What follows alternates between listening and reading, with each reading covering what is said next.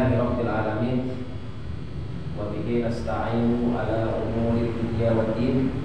Asyhadu an la ilaha illallah wahdahu la syarika lah wa asyhadu anna Muhammadan abduhu wa rasuluhu alladzi la nabiyya wa la rasula ba'da. Alhamdulillah, kurang teraskeun tafsir surah Al-Fatihah. Ayeuna lincak kana ayat 5. Ayat kelima yakni a'udzubillahi minasyaitonir rajim. Iyyaka na'budu wa iyyaka nasta'in. Iyyaka itu diartikan hanya kepada Allah.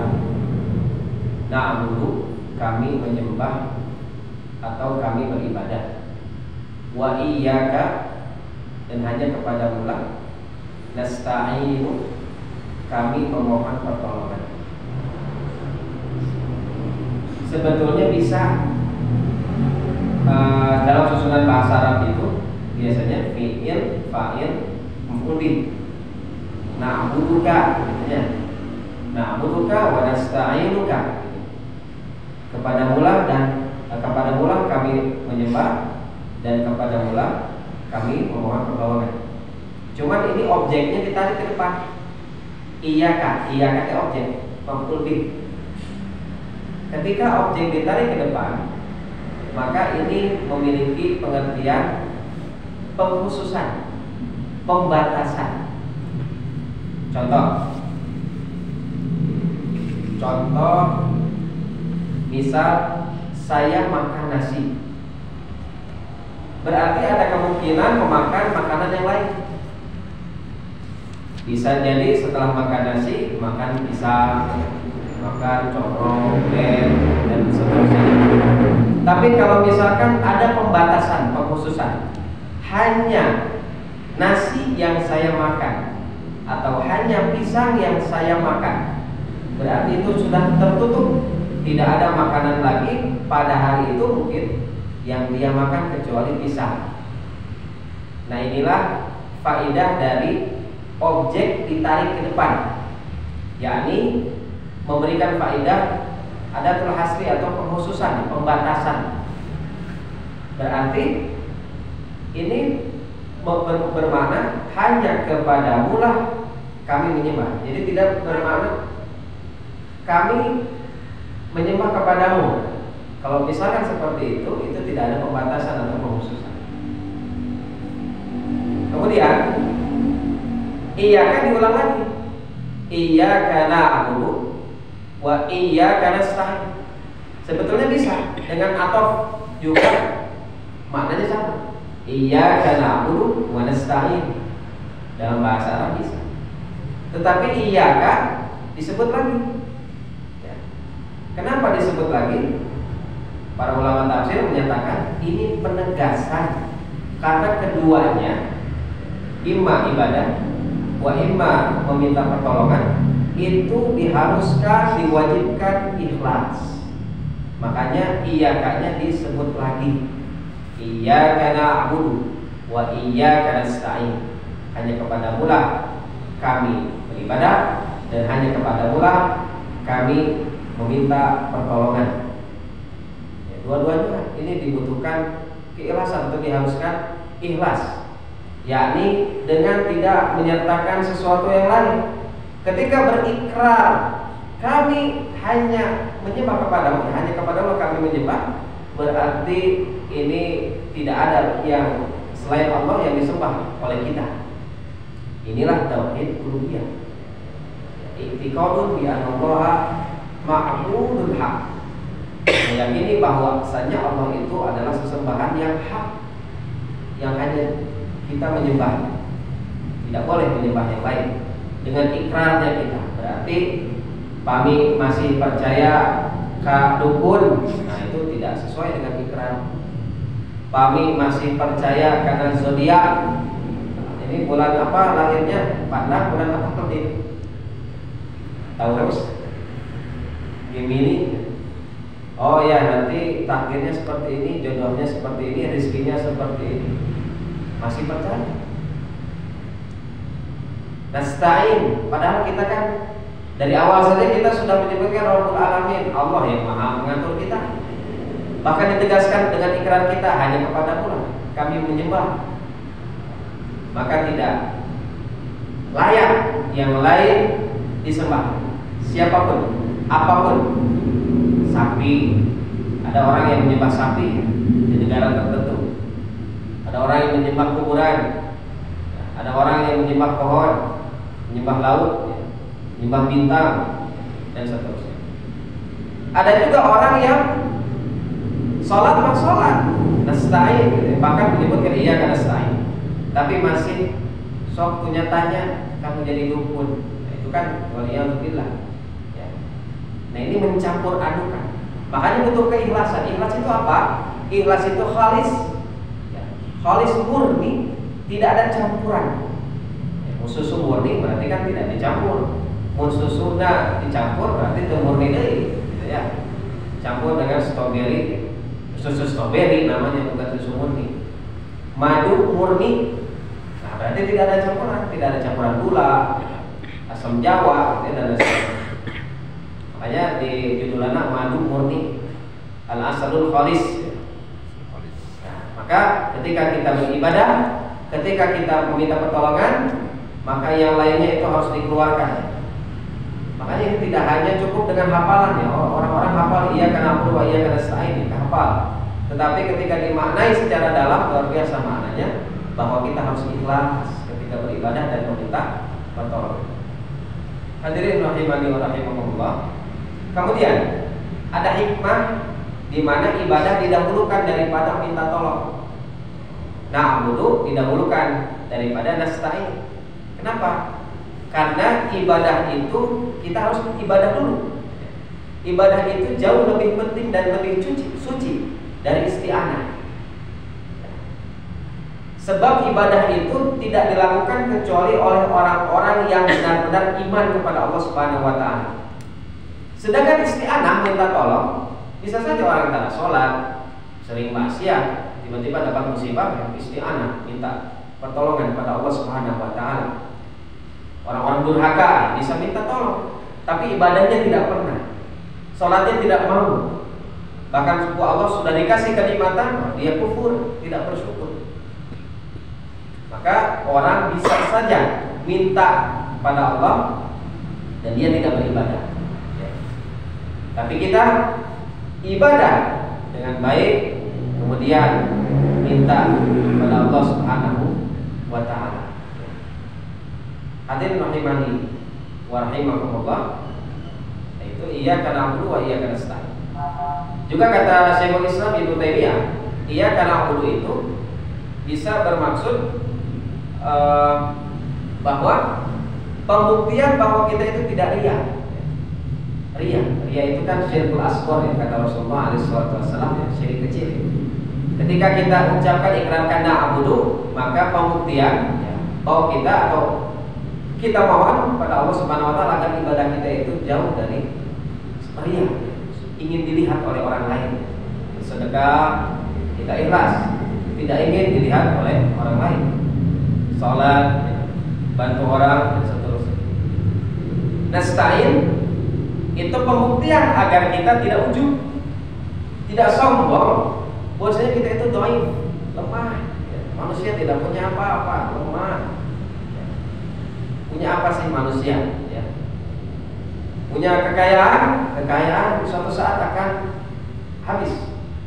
Ketika kita meninggal, kekayaan akan diwariskan. Tetapi ketika kita simpan kekayaan itu di tabungan akhirat kita, maka itu yang akan menjadi menyelamatkan kita. Makanya kita itu dhaif. Karena kita dhaif, maka kita harus isti'anah, harus meminta pertolongan pada Allah Subhanahu wa taala. Hadirin rahimani wa rahimakumullah. Kemudian ayat selanjutnya kita masuk pada ayat ke-6. Ihdinas shiratal mustaqim. Ihdi, tunjukkanlah kami as-sirata pada jalan al-mustaqim yang lurus. Ini maksudnya apa? Jalan tol, itu jalan apa? Jalan Palasari, Cisirung, Sayati lurus. Jalan tol, jalan apa yang dimaksud? Nah, ini banyak sekali tafsir yang menyatakan itu. Ada yang memaknai Al-Quran, Sunnah, ya, Islam. Tapi intinya bahwa kita minta sama Allah Subhanahu wa Ta'ala, dan Allah simpan ini di akhir. Nah, ini yang Allah sukai, bahwasanya kalau kita minta sama Allah Subhanahu wa Ta'ala, maka kita harus memujinya dulu. Kita kan puji Allah dulu. Bismillahirrahmanirrahim. Dengan nama Allah yang Maha Pengasih lagi Maha Penyayang. Alhamdulillahirabbil alamin. Kita puji Allah Ar-Rahmanir-Rahim, Maha Pengasih, Maha Penyayang. Rabbul Alamin tadi ayat 2. Allah yang Maha mengatur alam semesta. Malik Yaumiddin. Dipuji ya Allah Subhanahu wa Ta'ala, yang merajai hari pembalasan. Kemudian di ayat ke-6 kita minta sama Allah Subhanahu wa Ta'ala, ihdinas siratal mustaqim. Nah ini hadirin rahimani rahimakumullah. Ada orang ya jami menuju sholat, eta menuju ayat di petunjuk atau nabi ente. Orang ketika sholat apakah dia sudah dapat petunjuk atau tidak? Tapi ternyata Allah Subhanahu wa Ta'ala perintahkan untuk baca Al-Fatihah, bahkan dirukunkan kan oleh Rasulullah SAW yang rukun ya. Tidak sah kalau tidak kita tidak baca Al-Fatihah. Salah satu ayatnya kita minta petunjuk. Padahal kita sedang sholat. Hari orang sholat tidak dapat petunjuk itu sudah sholat, sedang sholat. Nah, maksudnya bahwa seperti ini. Yang pertama, bahwa kita itu minta petunjuk pada Allah bila mana memang kita belum dapat petunjuk. Kalau misalkan kita belum dapat petunjuk, hidayah Islam umpamanya ya, ada orang yang belum dapat hidayah Islam ya, maka kita doakan supaya dia dapat hidayah Islam, hidayah din, dapat petunjuk agama, petunjuk Islam, dan ternyata dia masuk dalam agama Islam. Atau kita yang sudah dilahirkan, tumbuh di keluarga Islam ya, tumbuh besar di keluarga Islam, ya, luar biasa, ini merupakan kenikmatan dari Allah. Kita tidak sombong, kita tidak ujub bahwasanya oh, saya sudah dapat petunjuk, saya sudah Islam, saya sudah muslimah. Tidak. Tapi kita minta petunjuk agar ditetapkan, dikokohkan, dikiatkan, dikuatkan dalam petunjuk, agar senantiasa kita tidak menjadi orang-orang liberal. Bagaimana orang-orang liberal ya, mengaku Islam ya, nyatakan jilbab tidak wajib, kemudian babi halal ya, orang-orang liberal ngaco-ngaco ya. Dan ini yang berbicara ini bukan orang sembarangan, orang yang dianggap oleh masyarakat itu punya ilmu.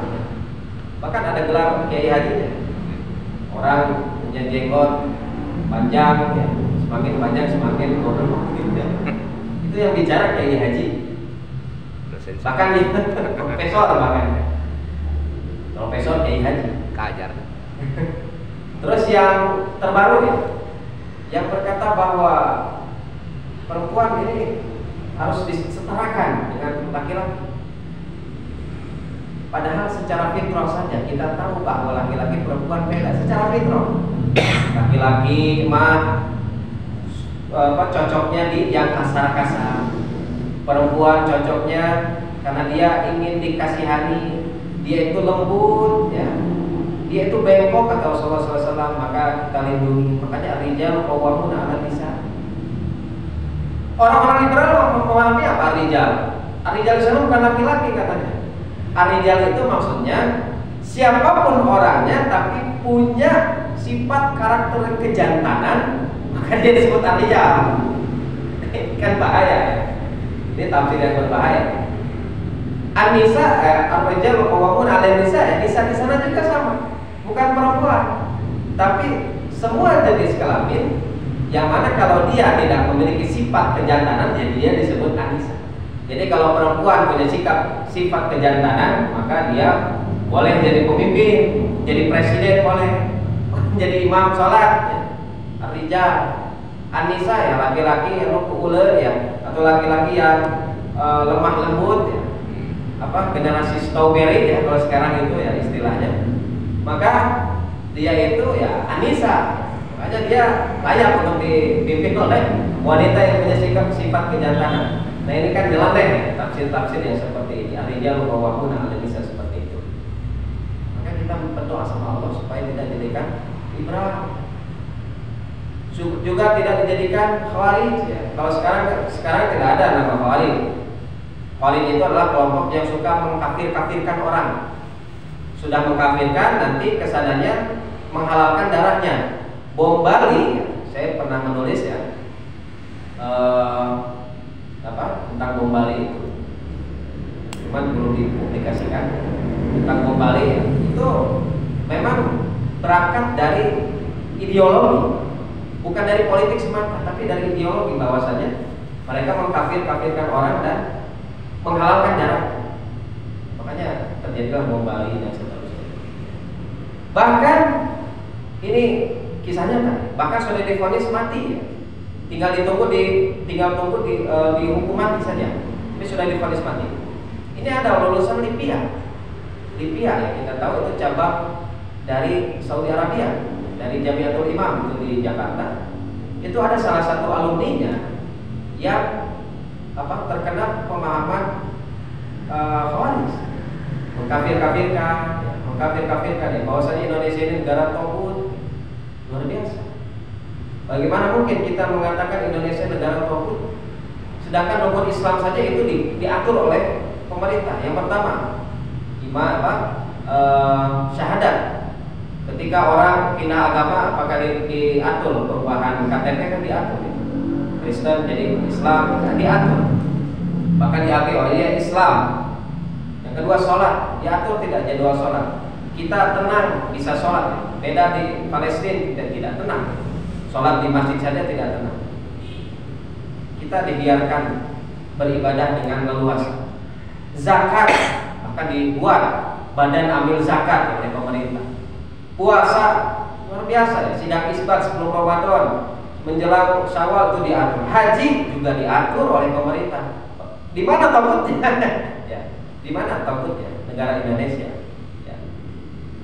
Nah ini kan yang berbicara itu luar biasa memang ilmunya ya. Dia hafal Quran, dia tidak menjamin hafal Quran dapat hidayah.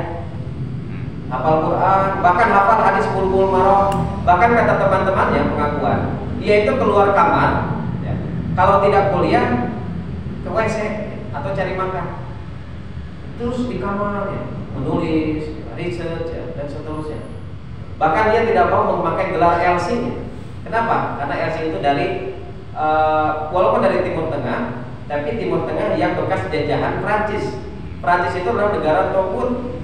Nah, ketika pakai gelar LC berarti menyetujui ya dengan mereka negara tauhid. Sampai segitu. Sampai kemarin yang terbaru yaitu divonis hukuman mati. Waliyadzubillah, itu pemahaman yang menyimpang. Juga kita minta petunjuk agar tidak menjadi ya, tadi Syiah ya. Bagaimana ada orang yang luar biasa ya, lulusan pesantren jadi Syiah ya. Bahkan kalau tidak salah Jalaluddin Rahmat yang sudah almarhum juga ya, sudah meninggal, itu dulunya di jalur buat itu di pesantren Panjagalan ya katanya, lulusan pesantren. Alhamdulillah. Kemudian ada juga lulusan pesantren yang pindah agama, juga ada yang murtad.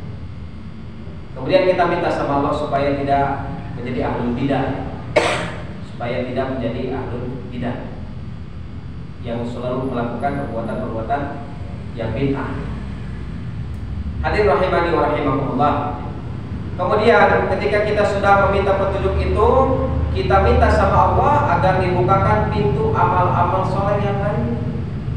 Umpamanya ketika kita sudah rutin ya sholat wajib berjamaah di masjid, tapi kita belum bisa rutin sholat sunat ibadah, umpamanya ya, ibadah sholat sunat rawatib misalnya selalu ditinggalkan.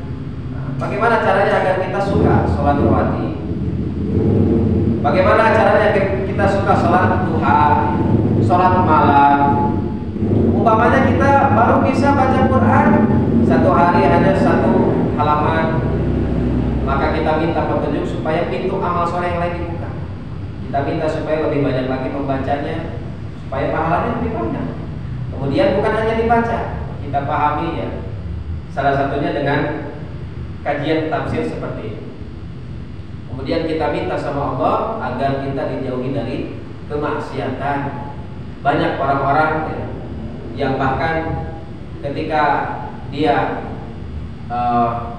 dilihat zahirnya yaitu soleh, tetapi ternyata dia masih terjebak dalam kemaksiatan.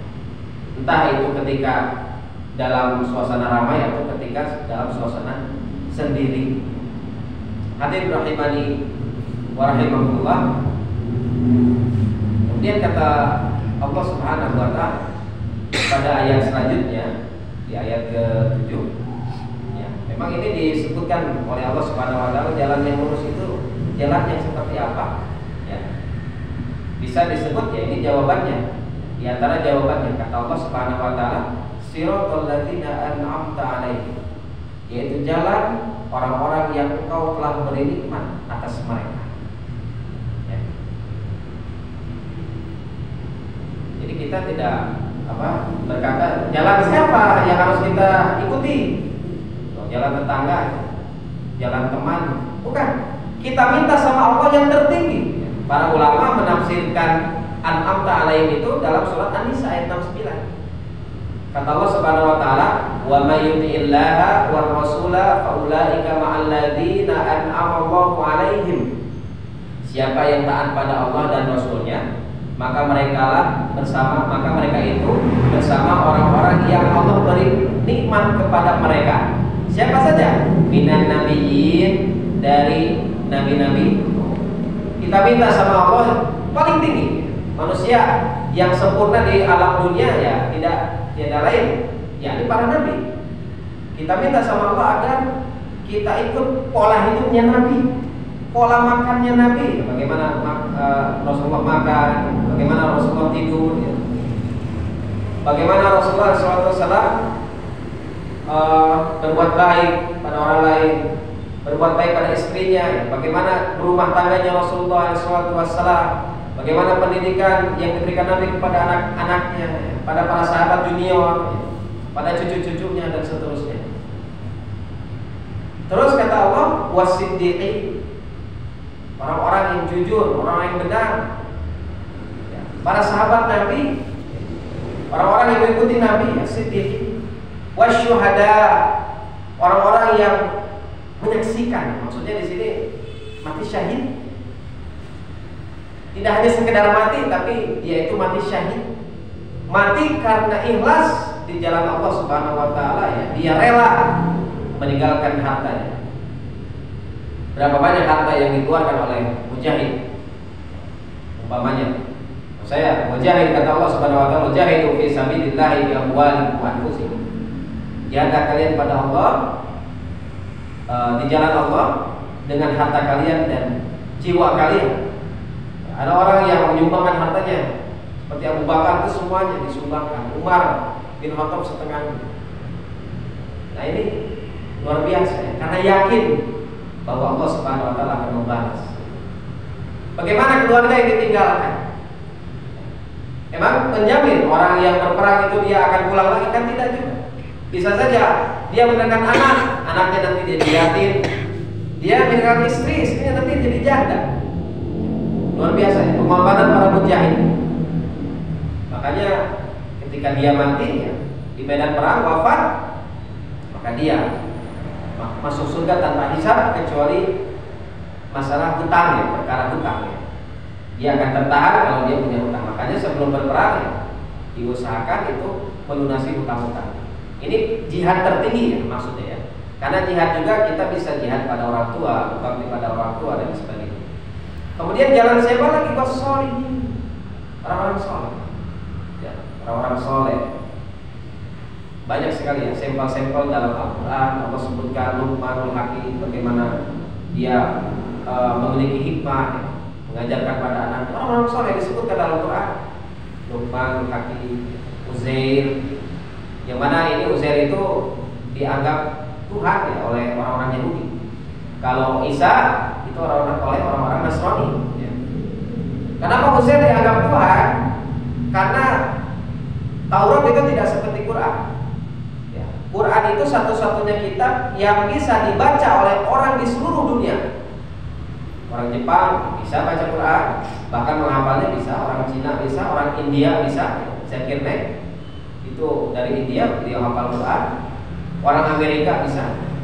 Tapi Taurat ya dulu itu yang menghafal hanya segelintir saja. Di antaranya Nabi Musa alaihissalam itu ya, Nabi Harun.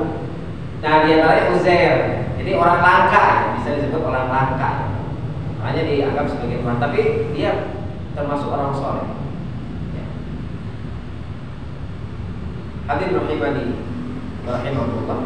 Ya, maka permohonan kita ternyata tertinggi. Kita itu minta yang tertinggi pada Allah Subhanahu wa taala, yang bukan minta yang ecek-ecek. Nah, kemudian kata Allah Subhanahu wa taala tadi, siratal ladzina an'amta 'alaihim ghairil maghdubi 'alaihim, bukan jalan orang yang dimurkai atas mereka. Ya. Di antara orang yang dimurkai itu Yahudi. Al-maghdub itu maksudnya adalah Yahudi. Yahudi itu kenapa disebut al-maghdub, ya dimurkai? Para ulama menyebutkan bahwa dia itu Yahudi itu punya ilmu tapi tidak mau mengamalkan. Punya ilmu tapi tidak mau mengamalkan, ini Yahudi. Contoh ya, dalam surat Al-Baqarah Allah Subhanahu wa taala sebutkan alladzina atainahumul kitaba yathrunahu alladzina atainahumul kitab tsumma ya'rifunahu min takut salah ya. Alladzina atainahumul kitaba ya'rifunahu kama ya'rifuna abna'ahum wa inna fariqan minhum la yaktumuna al-haqqa wa hum ya'lamun. Ini Yahudi. Itu orang-orang yang sudah diberi kitab ya. Yahudi itu diberi kitab. Ya'rifunahu, dari kitab itu Yahudi mempelajari tentang Nabi Muhammad. Karakternya, sifatnya, wajahnya, bagaimana wajahnya, bagaimana kepribadiannya. Kama ya'rifuna abna'ahum, sebagaimana mereka mengenal anak-anak mereka.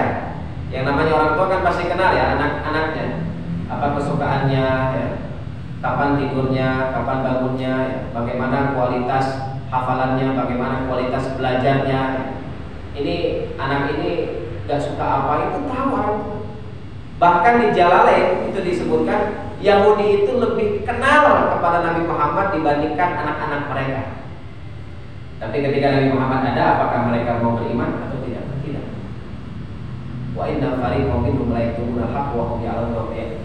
Dan sesungguhnya sebagian dari mereka itu menyembunyikan kebenaran padahal mereka mengetahui. Nah, ini sifat Yahudi itu mengetahui tetapi tidak mau mengamalkan. Sifat orang-orang Yahudi.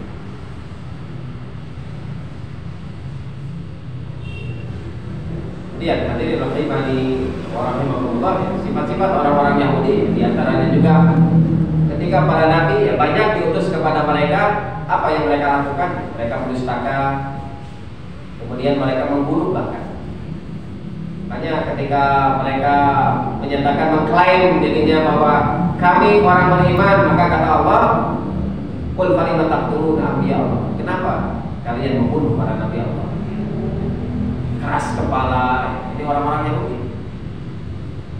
Kita tidak ingin jadi orang Yahudi, tentunya tidak. Tapi terkadang orang Muslim punya sifat Yahudi.